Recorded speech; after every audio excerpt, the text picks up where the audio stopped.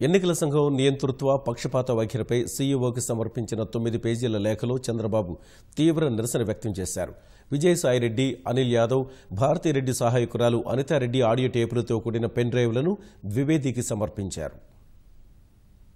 కేంద్ర ఎన్నికల సంఘం ఏకపక్షంగా రాజ్యాంగ విరుద్ధంగా వ్యవహరించడాన్ని సవాల్ చేస్తూ తెలుగుదేశం అధినేత చంద్రబాబు రాష్ట్ర ఎన్నికల ప్రధానాధికారికి నిరసన లేఖ అందజేశారు. ప్రతిపక్ష పార్టీ ఫిర్యాదులు చేస్తే కనీసం విచారణ లేకుండా ఉన్నతాధికారుల్ని బదిలీ చేశారంటూ 9 పేజీల లేఖను సంధించారు. అందులోని అంశాలను సీఈఓకు వివరించారు.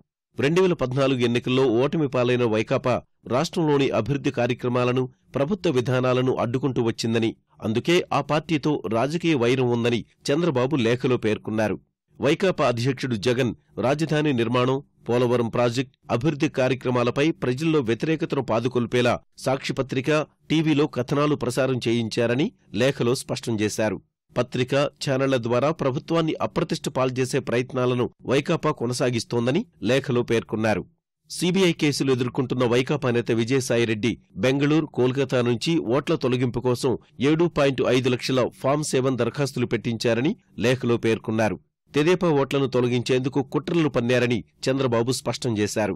ఎన్నికల కోడ్ రాకముందే అధికారుల్ని బదిలీ చేయడం వెనుక వీరి కుట్ర దాగి ఉందని స్పష్టం చేశారు. సహేతుకమైన కారణాలు లేకుండా సీఎస్ను తొలగించడం ఆంధ్రప్రదేశ్పై ఈసీకి ఉన్న పక్షపాత వైఖరిని కనబరుస్తోందని లేఖలో పేర్కొన్నారు. ఈ చర్య అధికార పార్టీకి వ్యతిరేకమని భావిస్తున్నట్టు లేఖలో చంద్రబాబు స్పష్టం చేశారు. ఈ ఘటనలన్నీ వైకాపా, భాజపా పార్టీల ఆలోచన మేరకే జరిగాయని విశ్వసిస్తున్నట్టు లేఖలో పేర్కొన్నారు. ఫామ్ 7 దరఖాస్తుల విషయంలో ప్రభుత్వం ఏర్పాటు చేసిన సిట్ విచారణకు ఈసీ సహకరించకపోవడం దురుద్దేశపూర్వకమని లేఖలో పేర్కొన్నారు. ఈసీ చర్యలు తీసుకోకపోవడం వల్ల అసలైన ఓటర్లు తమ ఓటు హక్కును కోల్పోవాల్సి వచ్చిందని వివరించారు.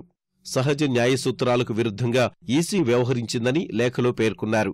కావాలనే తెదేపా ఫిర్యాదుల్ని ఈసీ పక్కన పెడుతోందనే భావన కలుగుతోందన్నారు.